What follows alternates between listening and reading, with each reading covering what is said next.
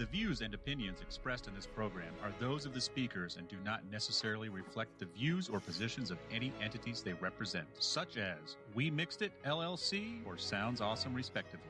On that note, welcome to Thank the Light, the Wheel of Time podcast. We are your true source, the purest light, your companion cast, a warder, if you will, for this journey through all things Wheel of Time. I am Desmond McNeese. I will be your pod mistress, and these are my wolf brothers.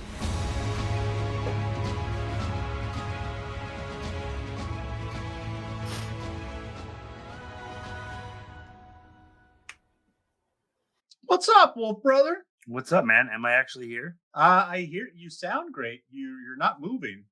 I don't know what's going on with that. Let me do that. You're not moving either, just for the record. All right, hang on. Sorry, everyone. Hang in there, everyone. It's going to be worth it. It's going to be totally worth it. I mean, it could have been a lot worse pause. Let's just say that. Oh, no, want to do that? Oh, it's going to get worse before it gets better, everyone. Just hang in there. Come on. Just connect. What are you doing? Well, I'm Fatty the Chef, and I will be your bewildered slave. Seriously, what the fuck is going on? It's all right. People don't need to see me. I just hope it's not indicative of a bigger problem. Oh, you know what? Let me get rid of my dumb. I bet it's my dumb background. Trying to do too much.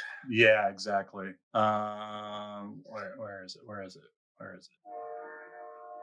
Well, we got trains. I don't know, everyone. Well, that's at my house. Should I back out and jump back in, or? I don't think so. Actually, yeah. Since we're still at the beginning, let's try it. If it doesn't work, then we'll just go. All right. No, I want to just leave. Just leave. Just get out of here. All right. Hey, everybody. Well, I'm still here. Justin's dropping out and then dropping back in, and hopefully we will get his voice here. Thank you for hanging in with us. Yeah, come on live and chat with me. This is really boring if you're listening to it in the past, but this is awesome podcast. If you're here live, you can send me messages. Ooh, I like that. I like a boing. Boing. Boing. All right. I got him through it, Justin. I held the listener's hand, and we survived it. So Justin just finished this, which I'm glad, because I watched it earlier than any other episode. So I watched this episode like 6 a.m. this morning. So, I was gonna watch it last night, and it just wasn't. I was tired, and there was a lot going on, and I just like I'm not gonna bother. I'm not gonna pay attention to it. So yeah, I was reading the graphic novel, the first one. I finished it, and there was a couple of frames in that really made me think of the last episode when I think it's Charn, when he's like starts dragging the wagon when the wheels are broken off. Rand is dragging his dad that first night after he gets cut by the Trolloc on like a kind of their broken cart. He cuts some stuff off of it and makes like a litter to drag Tam all the way to town, which is like, I don't know, a couple miles probably. Yeah. And it's just reminded me of like I keep going because I have to, and that's what we do. And it was like, oh yeah, that's in Rand's blood for sure. So yeah, I was like, that's pretty cool. Another question about that is how they had like the really strong female saw-angreal in the Chora tree. So all those wagons that left, right? They had Chora cuttings in them. Did every one of them had some crazy powerful saw-angreal in it, or just the one? No, I think they handed her. I think they just gave her one saw-angreal and said, "Put this somewhere safe." Like that is not just one. That is like, okay, we've talked about the Choden Call a little bit. I'm pretty sure, R.I.P.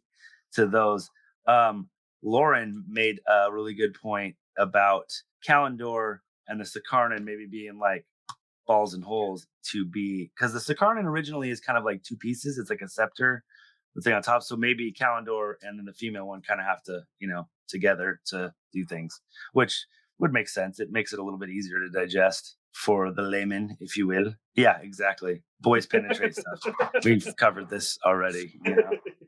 Oh, speaking of, that's my first note, by the way, is Moraine's messing with balls or a ball. Well, I think we just lost our new fan with that, with all the balls. I just want to give a quick shout out to Vicky. We got a great email. Please do that.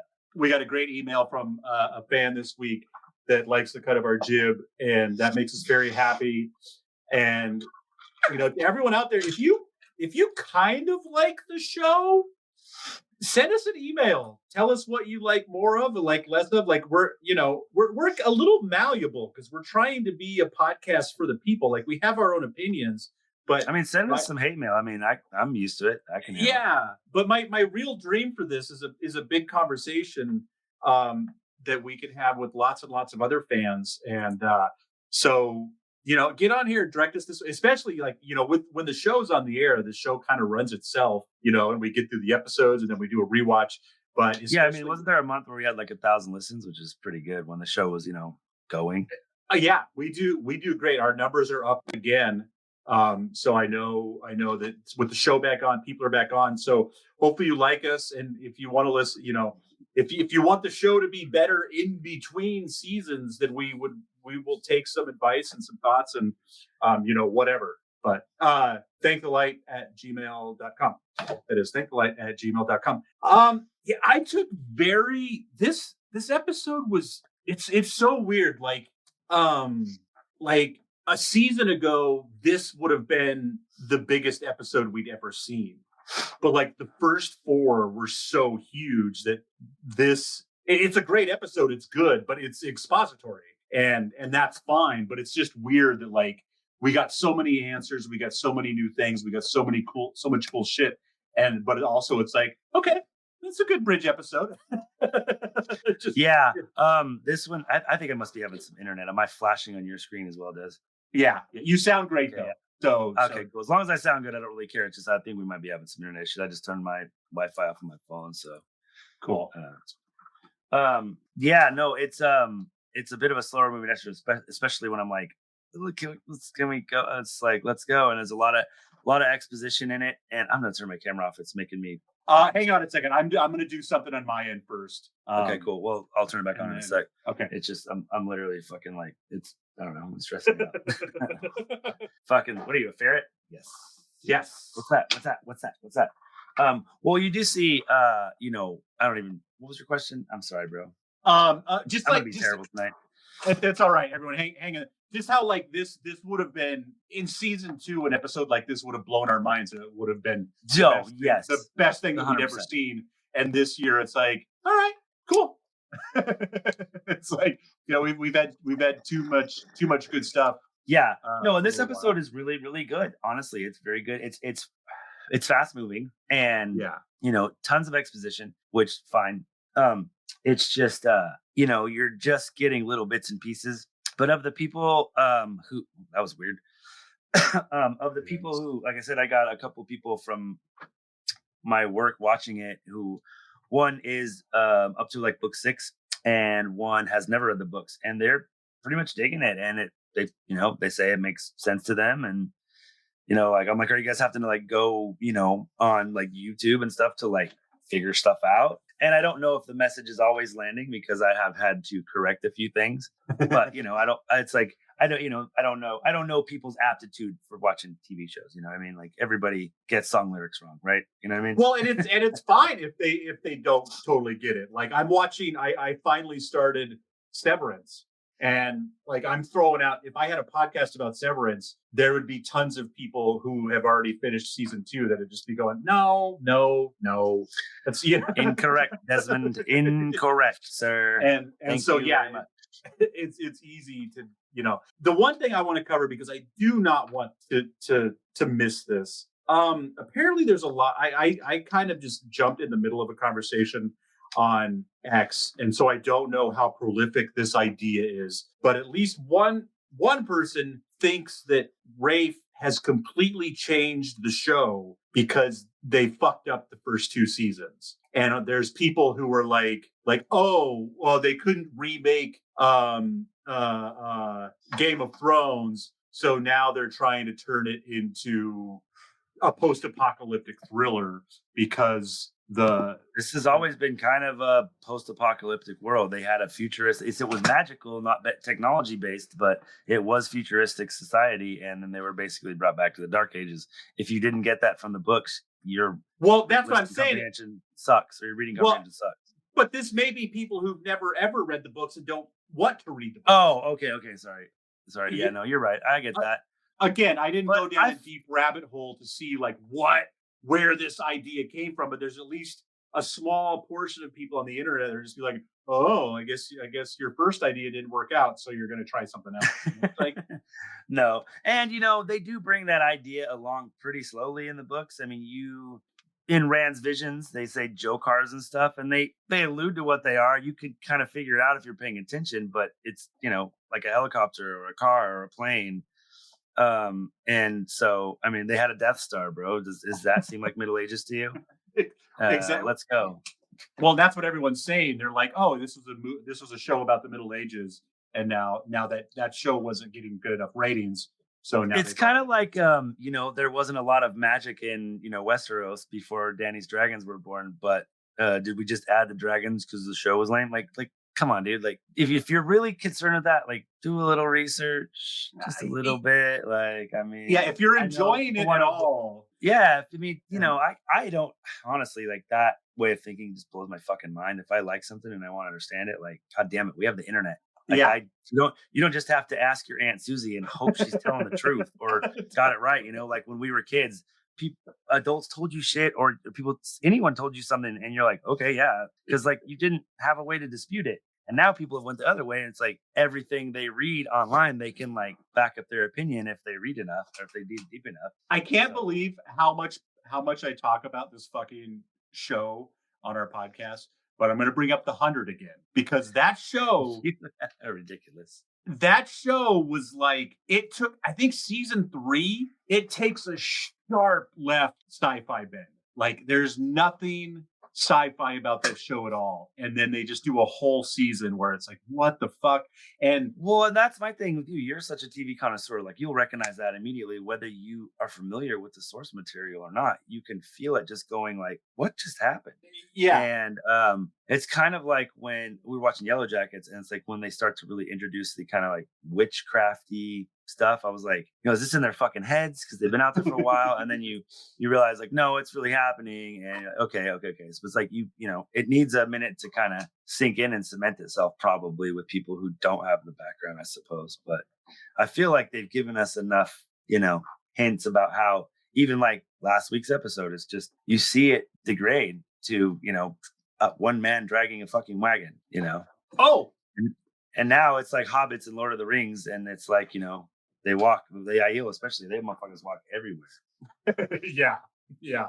I saw Min, Kelly and I went and saw the movie Black Bag the other night, and Min is in it.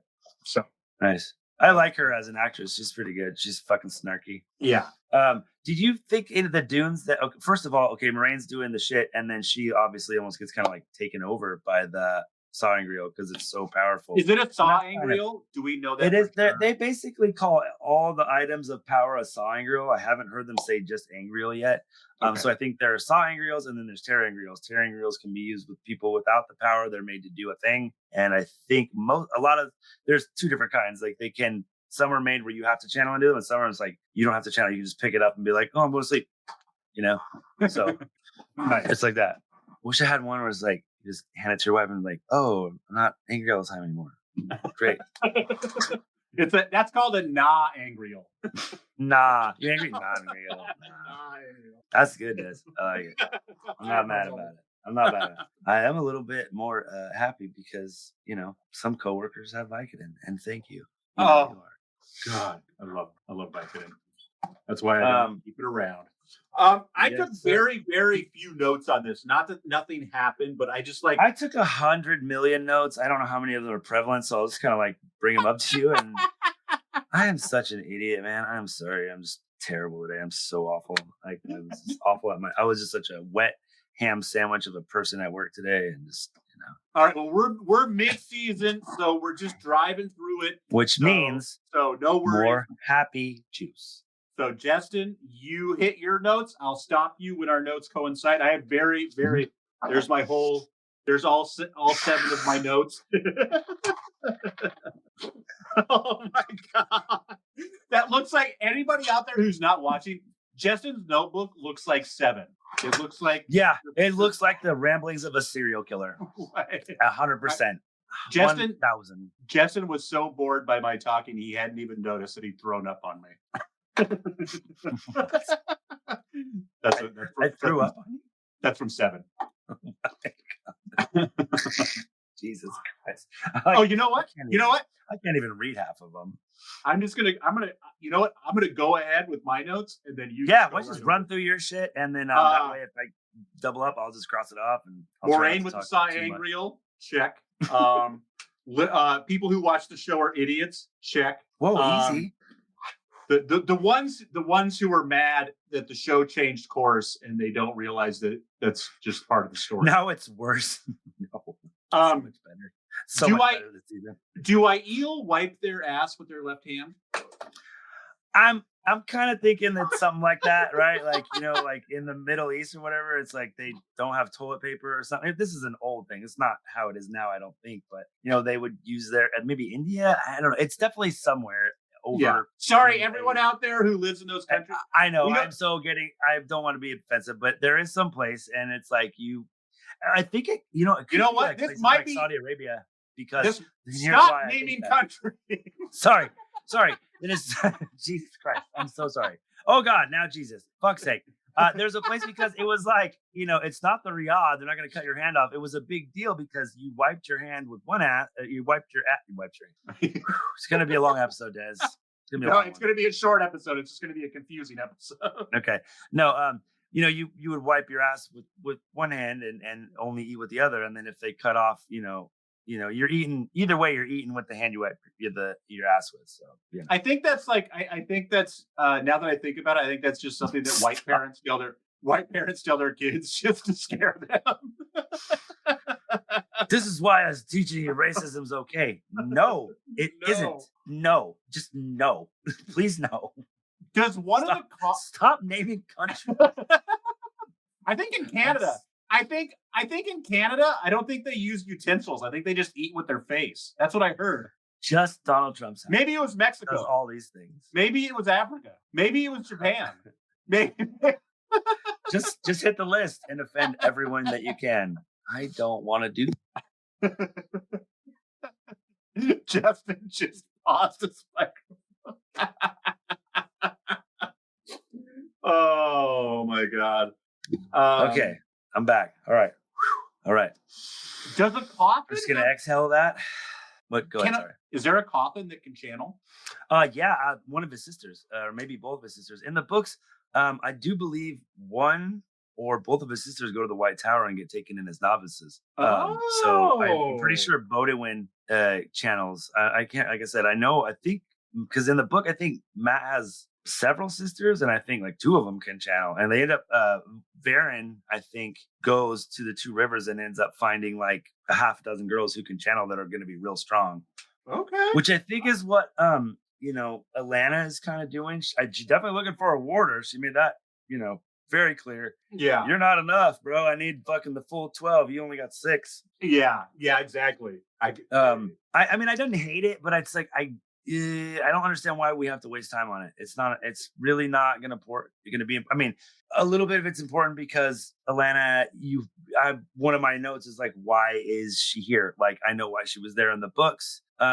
Yes, she's mourning, but it doesn't seem like I'm going to just, take a warder by force kind of, but then you finally kind of get that. Like, she's very upset. He's like, why are you here? You get the sense she's looking for another warder. I'm going to stick with my theory that she may bond Perrin against his will, or just like do it. Or I'm trying to think if there's someone else around it there that she could possibly do it to, but I can't. Maybe the Aiel girls, maybe. Oh.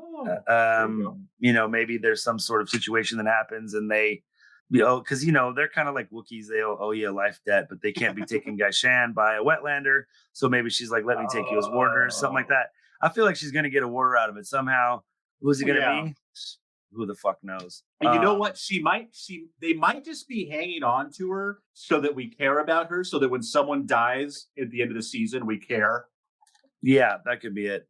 It could be just her and fucking. Well, also too, if she were to bond parent, I would almost feel like that would ensure that her and or Maxim is going to get killed off, because parent can't have that. So it won't be long term if it does happen, in my opinion. But who knows? We may not even get more of the story. But I felt like, even though the walking stuff is kind of corny, it does, have the scale of like Lord of the Rings, which I love, because I feel like it gives it weight as a show. I know that seems silly, but as a fantasy person, you kind of need those. It's one thing that they've nailed from fucking episode 1 is the epic like locations and stuff. Yeah, and you can't like there's no transportation. Like, we're not going to get in a Trans Am and drive cross country. Oh man, ran in a Trans Am would be so hot with Lanfear. Oh, woo! So they'd get approached more than me and my wife in fucking at the Ruby River Hotel. Just throwing pineapples as he drives by. Yeah. Dude, that was still so bizarre. Dude was like a EMT pilot, and he had a dog to say, it's like, that's my dog's name. It was like, is this a fucking porno? Like, what's happening right now? This is scripted. Are you? Am I being fucking punked? Ashton. All right, you got me. You got me. Yeah, it's good that you guys called me before I pull my dick out. This is a good thing. something that I didn't pick up on, which like you said, usually I'm good at noticing shit like this, but I was watching the interview after the episode, and how this is a cool episode that you've got Aiel in the two rivers learning their customs, and you've got two river folks with that is cool. That custom. That's a very good, yeah, that's actually really awesome. I didn't think about that. Yeah, that's very cool, actually. And we're doing it at the same time, so we don't have to like waste 2 seasons with us all going to one place and then us all coming back. So that cool. Makes total sense, actually. Did you feel like the dunes that I kind of keep wanting to call her Lorraine? God damn it, it's your fault. Yes, we're in like some sort of pattern or something. Was it? Yes, I actually been meaning to Google that to get a still picture of that to see if it's the I know it's not a yin yang in the show, but for lack of a sinewy line. Let's see. Yeah, I was thinking it was kind of like the ancient symbol, but it wasn't kind of correct. And then I thought it was maybe Jeremy's favorite 7-spoked wheel in a kind of stylized pattern, but that wasn't it either. So, Elida is sufficiently arrogant and fucking clueless. Is she? Am I supposed to hate her as much as I do, or? Yeah, she's pretty fucking awful. And it's like I said, and I have some questions about that. We can get to it. We'll go ahead and keep going through your notes, but we'll get to that too, because I have some questions that I'm done. I'm done. You can go. Oh, you're done? Yeah. Okay, well, sure. So to follow up your question, am I supposed to hate her as much as I do? Fucking absolutely. Shora, first of all, you fucking dirty bitch. And you are killing it as Elida, because the kind of hubris, the arrogance, like her just like, I know better because I'm older and I've been around longer than you. She's got that fucking hardcore Karen energy that hurts. And like, I can't figure out what they're kind of doing with her yet. In the books, she's not a dark friend. She's just, she gets compulsed, but even before that, she's willfully incompetent and easily manipulated. And which one is this again? I'm sorry. Elida. That's not the red that just showed up. Mm-hmm. Oh, it is. Okay. The one with the gruff voice. Yes, that's Shora Agaladushu, I believe is how you pronounce her name.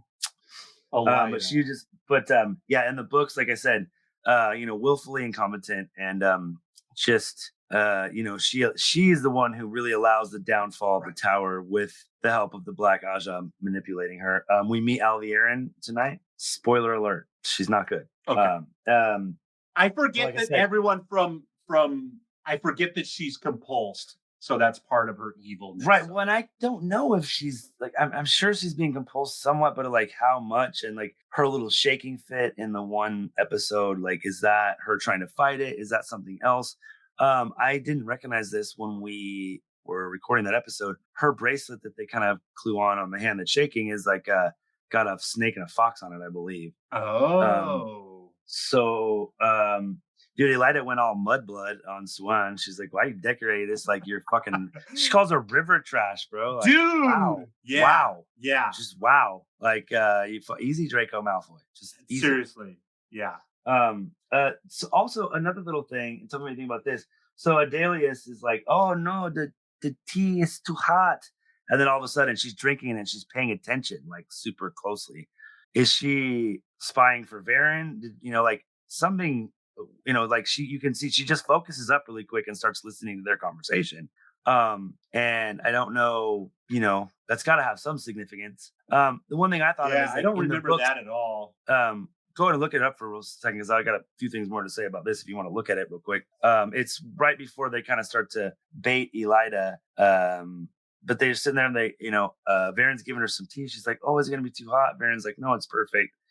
And then she starts talking to somebody. And as soon as she starts talking to somebody, she like focuses up, drinks the tea, and is like listening to their conversation, like fairly intently, when she was almost like, kind of out of it a few seconds before. So, Varen has a ditziness in the books, but I wouldn't call it that. Aloofness more, I think. Yeah, it's more like I've got ink smudges on my nose because I have my nose in a book, and I drift in and out of the conversation because I'm thinking about, she has ADD basically. So anyways, with that, and then also they do bait Elida to go and do, and that is something that is kind of out of the books, the killing of the Black Sisters. But Elida kills them. So what does that mean? Let's work our way up to this. Okay. What was the plan when they thought that she was bad and they were trying to trap her? What was the plan? Well, okay. And she was going to go help them escape? Sort of. Or they said that she would either help them escape or silence them. Because then, and in the books, that's what happens, is that someone kills them. Can you hear stuff in the background? Not anymore. So like, all right, I'm waiting for a picture to upload. Woo! We got a listener. Hey, listener, what is happening? Do you have any questions? Justin's taking a quick break here. So it's just, oh, now they're gone. Bye, listener. Oh, sweet. Anyways, so in the books, this is kind of like having book knowledge helps me, because just let me know if it gets too loud. Okay. It happens in Tyr. Those two are still in captivity, and Elaine and Nynaeve are questioning them, and they end up dead. So I think that they're trying to be like, okay, is Elida just an asshole, or is she a dark friend? And so they set it up to where, if she finds out where they're at, if she's working for Leandrin, she'll want to go question them and then, either free them or kill them, which Elida kills one of them. And obviously that person was not a threat to her life.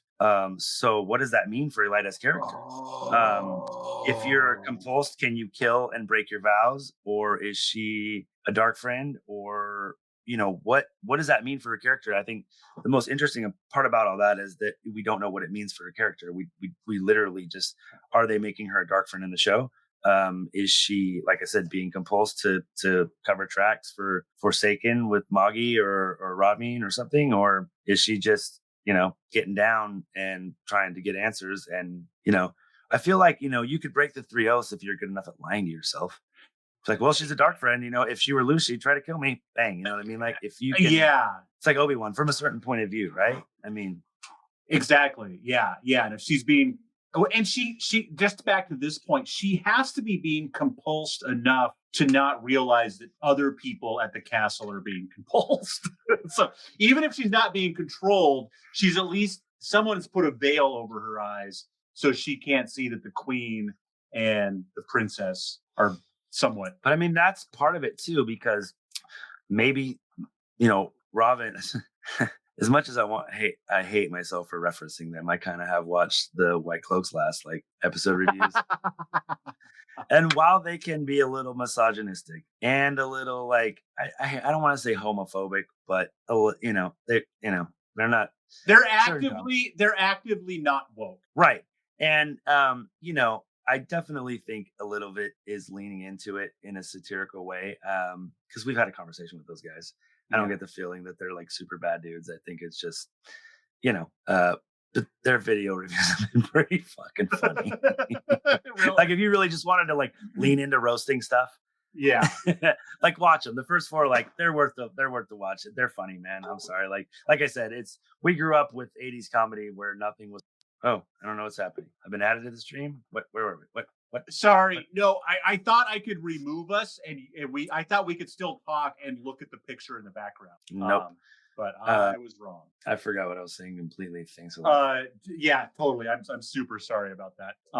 We're learning as we go today, folks. Anyways, yeah, the White Cloaks, like you said, they've got good points, and they can be less politically correct about making them. which like you said, if they're in on the joke too, it's hilarious. Right. Yeah, it's like, it's one of those things. We grew up with 80s comedy, and it's like, You know what I watched tonight? I watched Billy Madison tonight. That's not a good movie. Like I know it's a bad movie. I know it's a fucking 1995 Adam Sandler movie, but in the bright sunshine of 2024, that movie's not okay. Some of the thing, I was watching some Scrubs stuff, and like it's low key, but there's a lot of stuff on that show. You're just kind of like, ooh, Bob Kelso. I mean, hilarious, but oh my god, you disgusting lecher. Well, and it's just like, that stuff used to be okay to talk about. It's still funny, but it's not funny if you're one of those groups, and I get that, and that's why I try to like not. I've probably become a little too sensitive. Somebody said something about getting Jewed today because they got the wrong strains, and I just kind of went like, Is your DeLorean outside? Because that's the only way this makes sense. And the person, my coworker who's helping them, is a total trans person too. So I guarantee they're very sensitive about it. I don't know any kind of ethnicity or anything like that, or religious background, but it was just kind of like one of those moments. I was like, wow, I used to use that expression. I've had that expression used around me most of my life by my family, but I was suddenly horrified by it. I was like, well, that's one of those words I didn't even connect it to Judaism. Like I thought it was a separate word that was made up. That's why it's so bad. To mean ripped off. Because I'm just like, oh, it has nothing to do with, like, it was like I was way too old before I was like, oh, that's a slur against Jewish people? Oh, my bad. Well, Not like I said it a lot. Not like I said it a lot, but I did, But it was like something that you grew up not thinking that it was like a term for getting ripped off, and not in a bad way in your house. And then like, that's awful. That's something that you were just, right? It's like the term niggardly. It's like if you hear it in some Game of Thrones episodes, and it's like, it's meant to be like a cheap or, bad, poor person or something, like, or whatever. And it's just like the fact that that's just connected and you don't even realize that it's actually super derogatory is fucked up. And that's how we're raised, Yeah. And so it's just like, geez, and I get it. It's like I said, it's stuff that will make you laugh, but it'll probably hurt a lot of people's feelings too. And they're not too bad on the videos, but if you get offended by like gay or retard or anything like that, then don't watch. Don't. What other words should I be offended by, Justin? I'm sorry.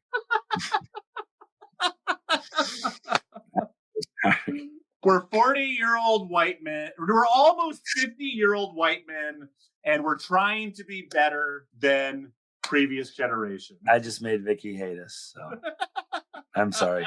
I'm sorry, Pod Mom. I'm sorry. We all try to do a little bit better. I hope Cormac is 10 times better than I am.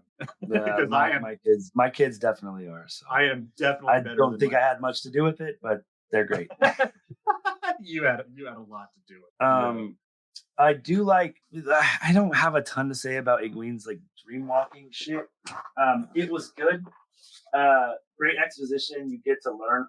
Turn off the hot, motherfucker. You get a lot of exposition, which is good. The audience 100% needs it because the rules of Tel'aran'rhiod are actually one of the more well-defined things in the Wheel of Time of what you can and can't do and what you should and should not do, but you still can if you figure it out, because most people, even if they know, won't share it with you. So I like the brass pin thing that you will like hear it and will wake you up. They really don't have anything like that in the books. And I always thought like, Like what would you use for an alarm clock in this world besides like, well, a cock crowing, of course, but like a person being there to wake you up. Yeah.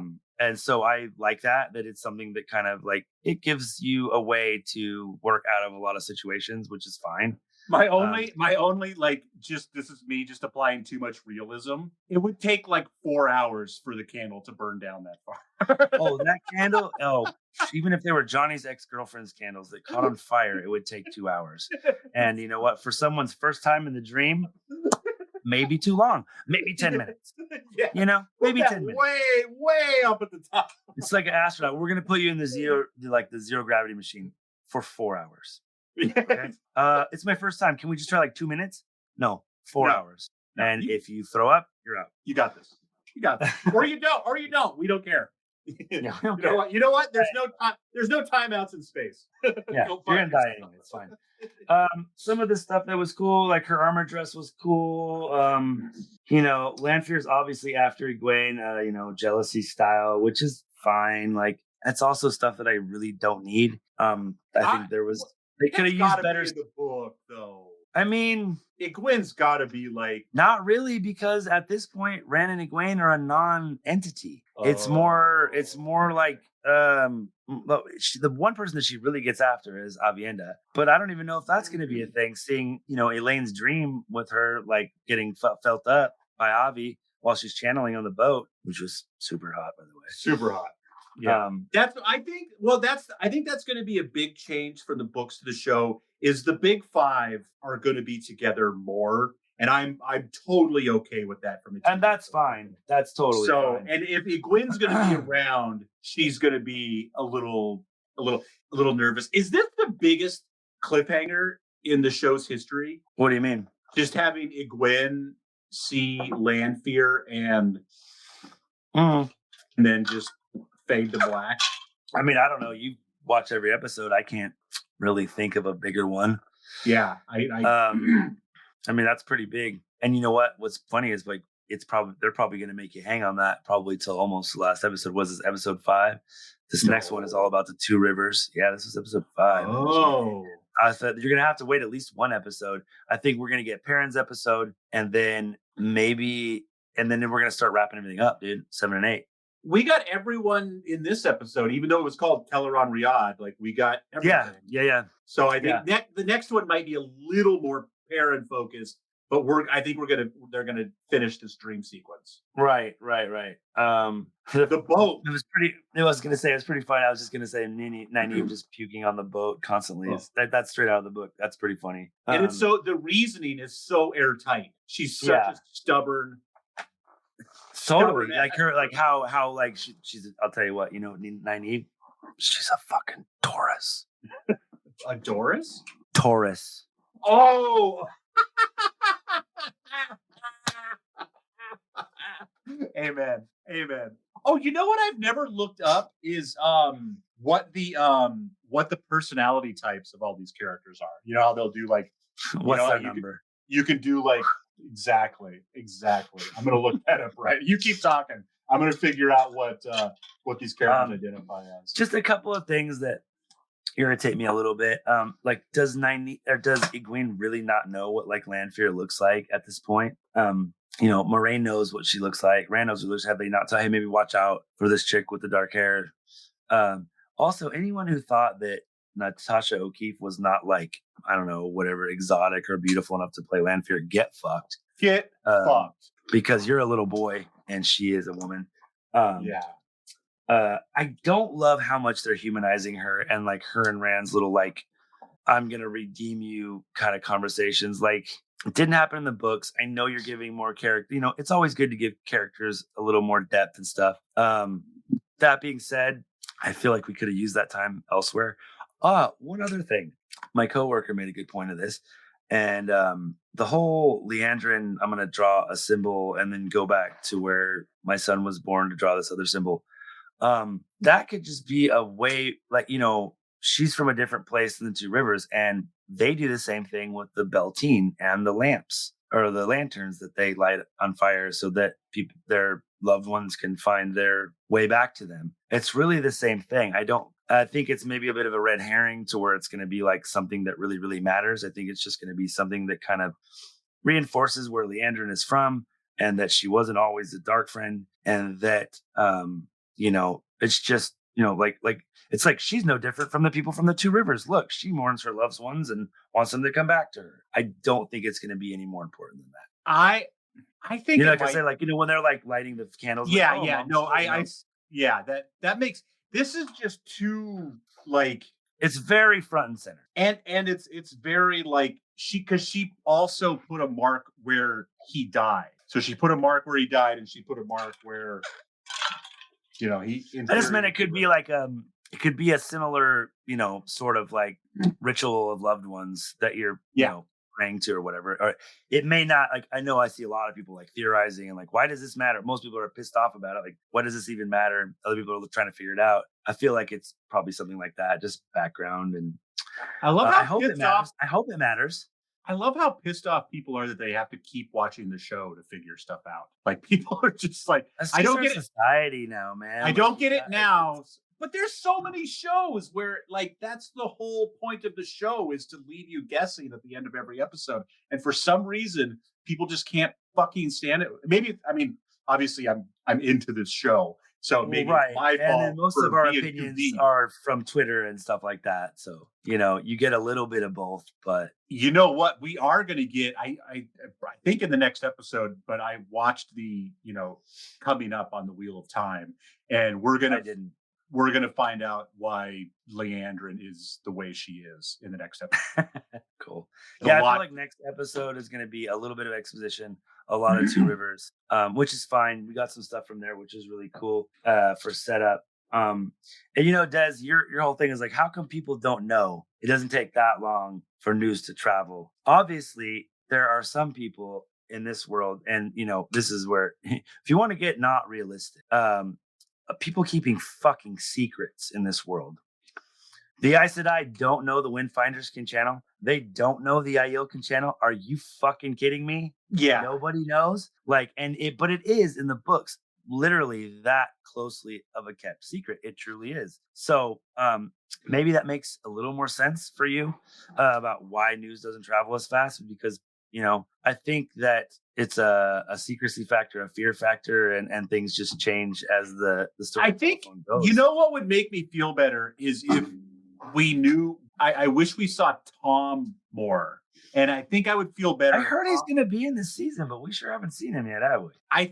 I wish Tom was like. I wish he was around every once in a while, and he was just like, I knew that. Or he could, he could tell a fucking story that gives weight to things, or instead of expositioning dump like really quickly, Tom could tell a story. Because I get why people, I get why when Tom tells somebody about snow, they're like, okay, whatever. But at least somebody knows. Whether someone believes him or not is secondary to someone who walks the earth for a living. Yeah. It's because like no one from Saldea, where it snows, 4 months out of the year, has ever been to Ilion. Bail Doman, but no one believes him. He's got a crew of sailors. He trades with people all along the way. Nobody? Yeah. Okay. But that is Robert Jordan's world, though. That's part of what's funny, which is why when people even, like the White Cloaks, sorry, fellas, they make lots of valid points and they're pretty funny. But also it's like, bro, if you were to go over the books with a fine tooth comb and try to pick the things apart that you're picking apart about the show, like, you would have plenty of material, is all I'm saying. Yeah. And the magic system itself is like, people have made up the ranking of the magic system like after he was dead. Like Brandon Sanderson up with that, So it's kind of like, it's a little bit like flexible, shall we say. So the fact that they're taking some liberties, like, some I don't like, I'm not gonna lie, but so far this season, everything that has happened that, I didn't, maybe wasn't in the books or I wasn't expecting or whatever, is maybe some stuff that happened off page.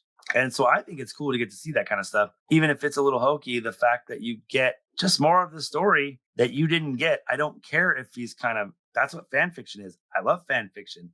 So I forgive a lot of the things that they didn't do, or maybe tried to get cute with and didn't do and didn't work, because I know it's coming from a place of they love the story. And it's okay to disagree with stuff and not just be completely like vitriolic about the people making the show.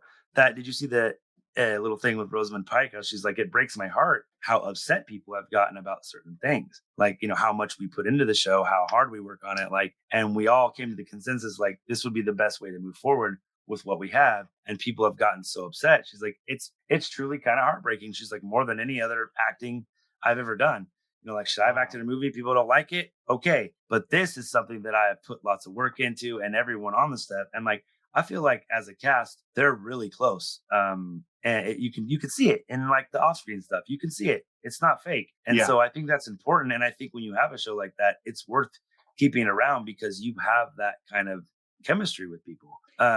Whether some people hate it or love it, it sucks that people can't just criticize without being so personal and chitty. And like again, this is a show, and like sometimes you have a plan going in, and then you see two actors interacting on set, and you're like, we need to put those two in more scenes together. Like, so I don't care if it's in the book or not. I just came up with an idea, and it may get Jeremy back. We will do no. We're gonna do a hate rewatch, and in those episodes, we're not allowed to say anything that we like. We only roast. 8 episodes, 3 seasons. We just roast every episode, every stupid joke that you could make, everything that you want to call out. Let's do it. And we could do it with the White Cloaks. I love it because I was thinking that too. I was like, we might have to get Jeremy. If Jeremy ever watches season 3, we have to do it commentary stuff. Just let him go. Just hate it. If we could convince him to do it, I'd say let's go with the hate, and I'll dive right into it. I love Star Wars. I could roast every fucking Star Wars thing I've ever seen in some way. Yeah. Because I'm an open-minded person, and I think that kind of shit's fun. Some people take it a little too serious. But dude, I'd be down with that. And there's so much stuff that you could roast on it that's fun that even if I don't hate it, you could roast the fuck out of it, and it'll be a good time. So I'm totally down. I don't care if Rosamund Pike's wig looks good. She's still wearing a fucking wig.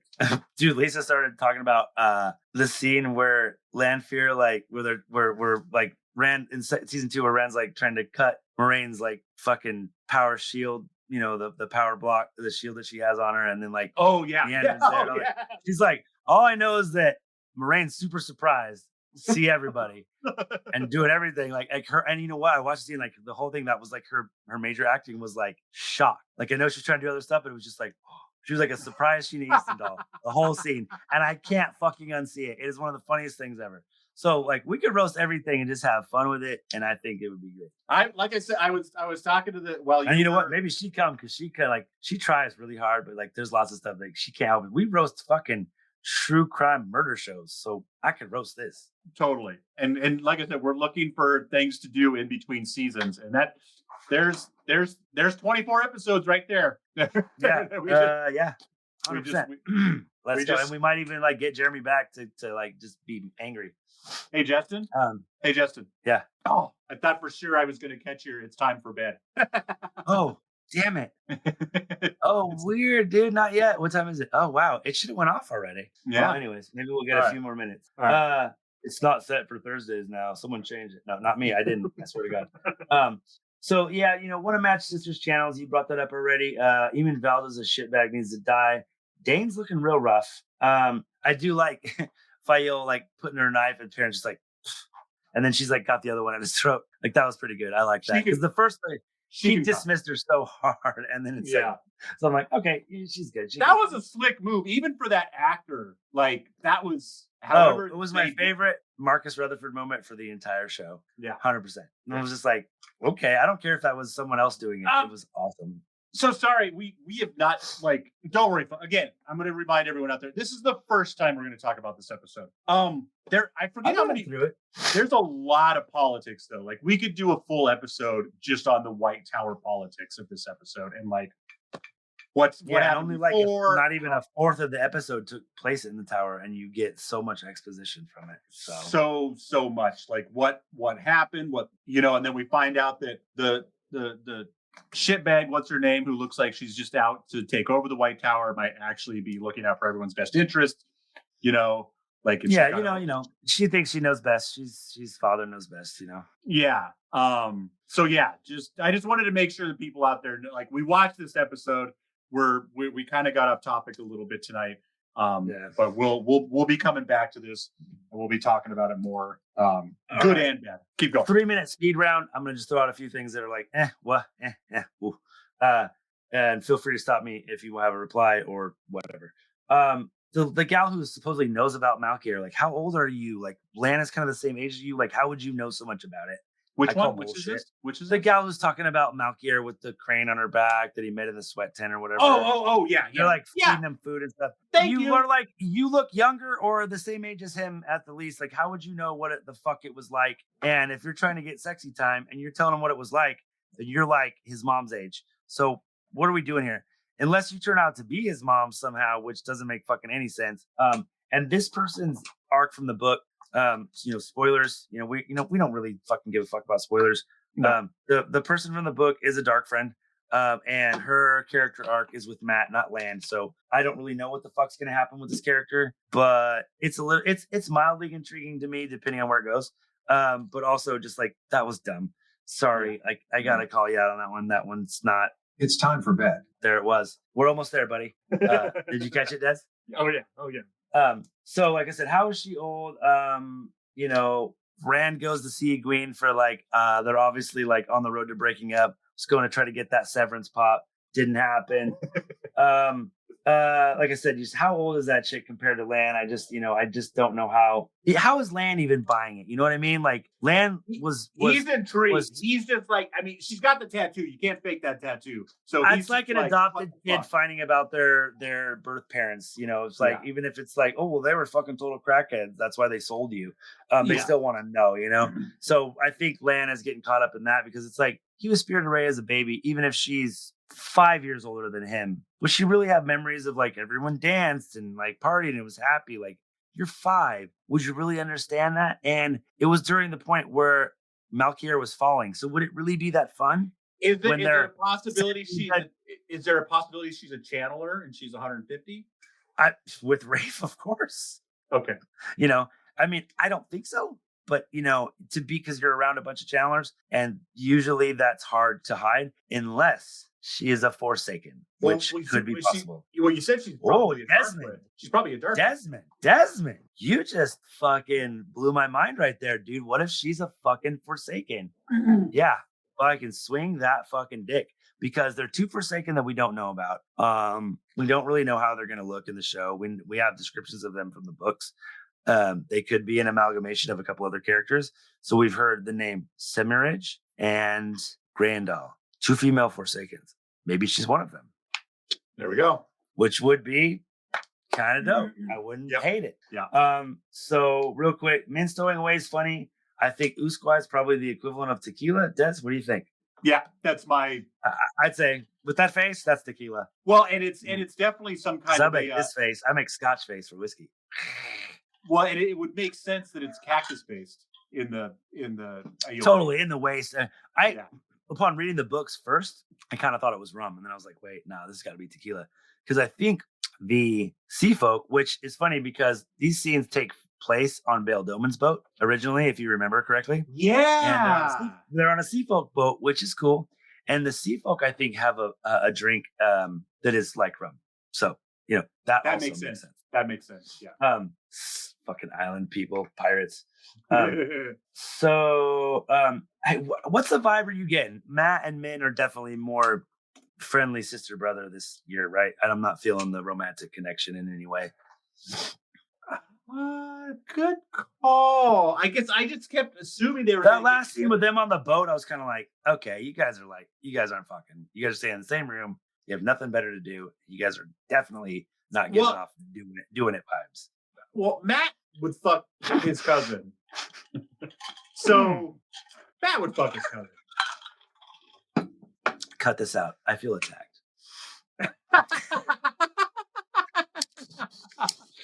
I just, because I think you're right, but like I don't get it as much. Like Matt comes off in the books as a ladies' man. In the show, he's coming off as a fucking slut. And like angry when he's not allowed to be. You're like, damn, bro. Yeah. So yeah, it could go either way with Matt. With Min, it makes sense that she's just like, oh, you're so cute. But Matt's just like, I'll fuck a friend. Yeah, we have nothing else to do. So yeah, exactly. He's like, your visions are always wrong. It's like, no, except they're not. Sometimes she just interprets them incorrectly. So, he's like, I didn't kill Rand, but you did stab him. I came to fuck and throw dice, and I'm all out of dice. My dice are broken. So who knows?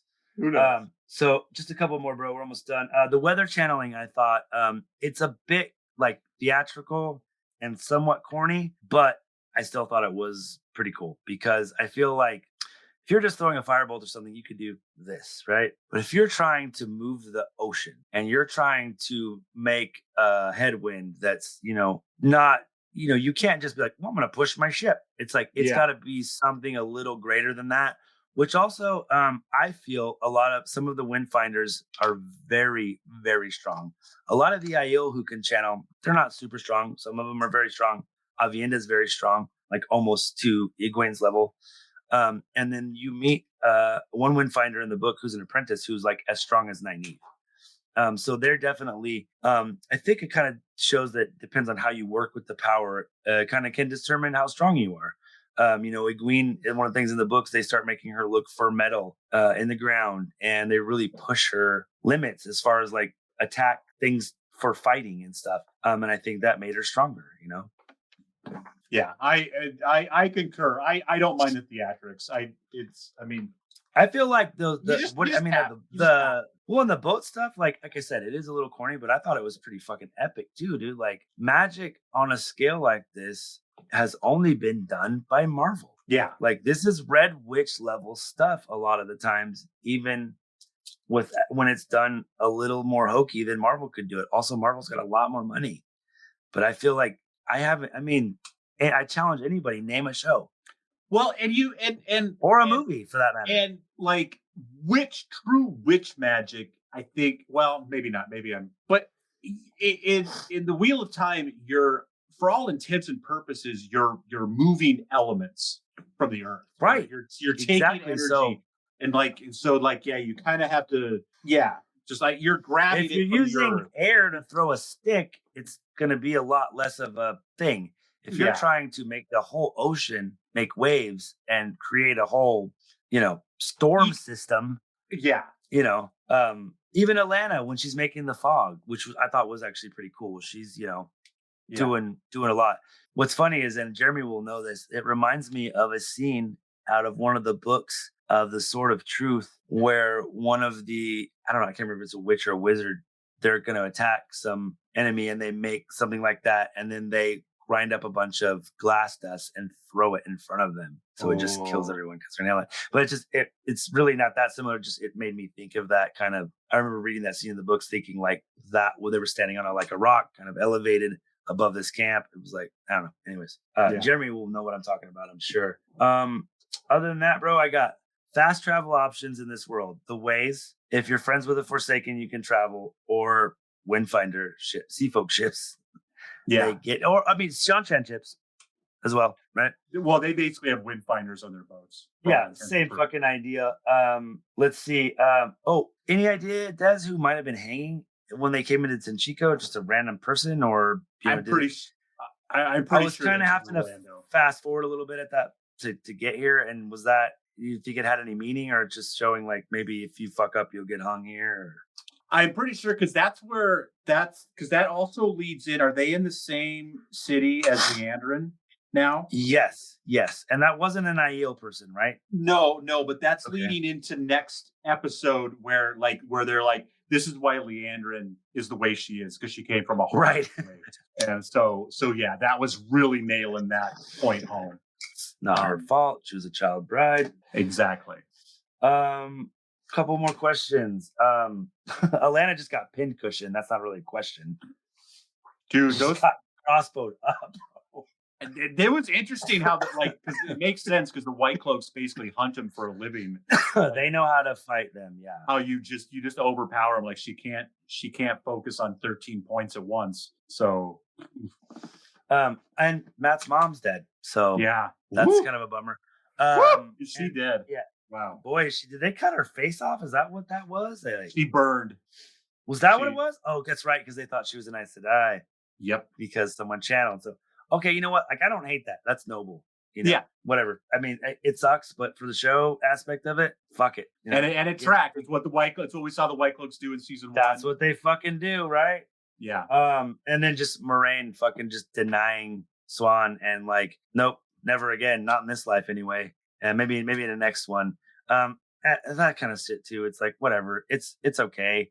I know that some people will totally love it. To me, it's meh. I do like that Moraine like called her out. Was like, my job. I did my fucking job. I found the fucking dragon. You were supposed to prepare everybody, and you fucking failed. Like, love you, but you fucked up.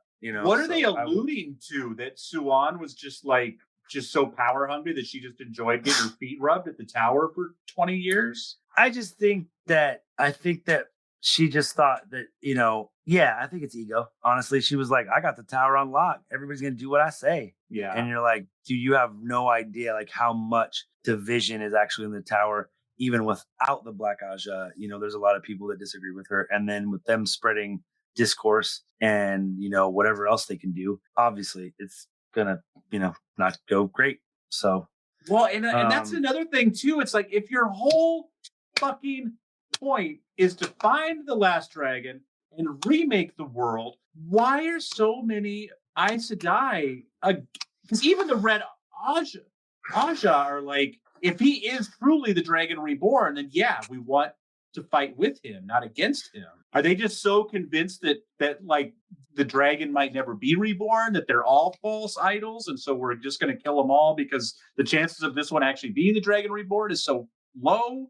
It's like, it's really what it comes down, honestly, without getting into too much, is ego and hubris. Everybody's got their idea, and like they're so sure that the dragon will break the world just like last time, and it won't be any different. And then what if he goes mad before he gets to the last battle? Because but the dragon. What if the dragon's a bad guy? The Dragon Reborn won't go mad though, right? Isn't that the point? Yes, he will. The whole thing is the Dragon Reborn went mad the first time. So they're like, this is what's going to happen again, right? And so they want to win the last battle and get him to it, but not let him destroy the world again. And that's honestly, Des, can I just say, like, right now is the reason I want you to finish the series, even if it's as a skim thing. Because I was re-listening to The Memory of Light today, which is the last book, and how they've made Rand kind of dumb in the show. So I hope it gets to finish because of this. Rand does so much to make sure the world is better off afterwards. He makes treaties for peace. He starts universities to start moving forward with the knowledge that he has in his head from the Age of Legends. He does so much to make sure he doesn't break the world again. And it's just people's hubris going, well, this is what's going to happen, right? Okay. And so, you don't know. Every turning is different. And it's like you said, like, what if the dragon was raised by, an alcoholic dad that beat the fuck out of him every day, and he's a serial killer, and then he can channel and be like, he'll be as bad as the Forsaken. He might even swear to the Dark One. That's what comes back to is the fact that Rand was raised by Tam, who was a really good man, is all the difference in the world. So any of the dragons, if they were a good person in the last 3,000 years, could have fixed the world, but they were all dipshits. Theoretically, yes. If there was one, yeah. But they weren't. We know that he's been cycling. Sort of, yes. I mean, that's what's implied. But also, when you start to look into the things like Rand's looking into, the Carithian cycle had to be born on the slopes of Dragon Mount, and so many things that had to be a certain way to prove he was the dragon. It's one of the things that actually they did a really good job last episode, showing that Moraine and Rand's families have been connected for a long time so that this could happen the way it's supposed to. Okay. So I think it's like, it's sort of like dice. I think it's random. And in the last episode too, they really hammer home like just how complicated a good prophecy is. They're like, you can't grab the sword unless you grab the sword, but if you grab the sword, then you grab the sword. And it's like, right. And it's like, and then it's all open to interpretation of that person who's, reading it or dealing with it at that time. And it may not be the same. Yours would be different than mine. It's like, depends on the person, right? Okay. I think that's all I got, bro. Last couple of things. Yeah. Dane's weak ass excuse, like, "Oh, it was good till you killed my dad." Yeah. No, you're a dick. No, you just were looking for an excuse to be a piece of shit, Dane. And let's see. You one of the things that was cool, the Fael, the White Cloaks connection, because one of the when Perrin meets Fael in the books, when he's killing White Cloaks to save Gaul, and the wolf head obviously pissed fucking him off. That was on the spike. Yeah. Last thing. The gray man that Jachim Carradine again? Was that Jachim again? It looked like him. So can gray men just keep coming back or what? Maybe I'm wrong. That would make, again, for the show, you hired this actor, let's use him instead of hiring 100 actors to play 100 different gray men. So I could see Mogadin being able to bring him back. I could just be like, well, okay, try again, fucker. I'm gonna put my fingers in your mouth and you're gonna go again. I'm sorry, that was so fucking creepy. That was so fucking. I was talking to my coworker. He's like, "Yeah," I thought she was gonna like lick him or something. I was like, "Well, she did like smell my fingers." So. Yeah. Child Buyer is a good little intro. He's a pretty shitbag from the books. Yeah. The dreams. If I hadn't had so much of my life going on and busy, the Hopper, like jumping at the sparks, bro. Warmed my heart. I'll cry, bro. Oh, get down, Hopper. I'm like, get down. Oh, my heart. I was like, so, but that's the last thing I got. The dreams were interesting. Definitely some, foreshadowing for some people. Perrin's making his axe. So, all right, I'm gonna hit the outro so I can get this outro tonight. So everyone can enjoy it. Everyone, this has been a great conversation because, like I said, I didn't take a lot of notes. I knew there was some stuff in this episode, but I was like, it's just a bridge episode. I'm already excited to rewatch this episode. In the rewatch. I do too. I think there's a lot of it. There's a lot to suss out. Yeah. And I think once we see the next episode, this episode will make more sense when it's like, oh, that's where they were going. Oh, that's where they were going. Oh, that's where they were going. And in this one, it's just like, where are we going? I feel like the arcs this season are going to have a much more like fuller kind of like maybe not completion, because I feel like they're going to end this season on several cliffhangers, hoping to get a fourth as opposed to wrapping it up, which is okay. But they might do a mini wrap up this season just in case. I feel like we're going to get left with a lot of questions at the end of the season. I think it'll be both. I think there'll be plenty to wrap up if they get a fourth, but it'll be pseudo satisfying. Yeah, but they want to give you that taste, as I feel like it's smart too. So, because I honestly, after seeing what I've seen so far this season, I would really love to see a season 4, 5, and 6. Because I feel if this season would have kind of like been weird and kind of like, I didn't hate the first seasons, but I really didn't love them. So far, like every episode has resonated with me in an emotional way. Like this episode made me really sad because I know what some of this means for the characters because I've seen it happen. Whether or not it happens in the show or not is left to be seen, but I do know what it means. And it's like, it's pretty fucking heart-wrenching, to be totally honest. I bet you this season ends in a way that if Rafe is just like, just give me 6 more episodes. Just they can wrap it up. Just give me 6. It's going to be rushed, but we can do it. Honestly, I could live with a 4th season of 8 episodes and them trying to wrap it. I mean, if it's as good as this season, I could deal with it. It would suck. It would leave a lot out, but there'd be a lot of montages. Just please don't just let this die on the vine. Fuck you, Jeremy. Don't let this show die on the vine. Like I would rather have a shitty box of red wine than a bunch of squished grapes. And at this point, it's not a shitty box of red wine anymore. I mean, I felt really confident in saying like this season is good. It is good TV. I hear people who don't know anything about the books loving it. I hear book people who are loving it more. So, I mean, if you're hanging around to roast it, cool. But I mean, like, I feel like if that's your main anger about the show, it's like you can't be that mad about it anymore because it's got enough, people coming all over themselves about last episode. Well, okay, great. He took so much of it from the source material. He better not fuck it up. I mean, no disrespect, but I mean, it's like, it's there. So if that's the case, just get her done. Get her done. All right, man. I got to get the fuck out of here. I got to give my fucking baby wolves a bath. She's 55 pounds, dude. She's bigger than I shouldn't say that. Diesel's 55. I literally just weighed Diesel yesterday. Yeah, but she's not even 6 months old until 3 more days. Dude, hold on. I want to show you before you go. You can start playing the outro if you want, but for listening to Thank the Light, the Wheel of Time podcast. Do yourself a favor. Tune in live on YouTube at What Sounds Awesome. Thursday night, 8 p.m. Pacific Standard Time. And check us out in real time. Get your questions and comments read on air, or just be the first to hear us. If you can't be here live, please send your questions. Winston's 58 pounds. Thankthelight@gmail.com. That is thankthelight@gmail.com. Until then, put your dagger in the horn box. May you always find water and shades, nerds. Put your dagger right in your horn box, bitch. Thank you. Winston's 58 pounds, bro. Puppies. The white one is the baby. Love you, brother. Talk to you later. Have a good night. Sleep well. I'll do my best. Hey, nothing a little Vicodin and alcohol can't fix. Halfway there. I haven't even showered yet, so. Gonna give the dogs a bath and go to bed. Hey, buddy. By Desmond McNeese for We Mixed It, Love you. LLC. Go to whatsoundsawesome.com. And this is where the hilarious outtake would appear.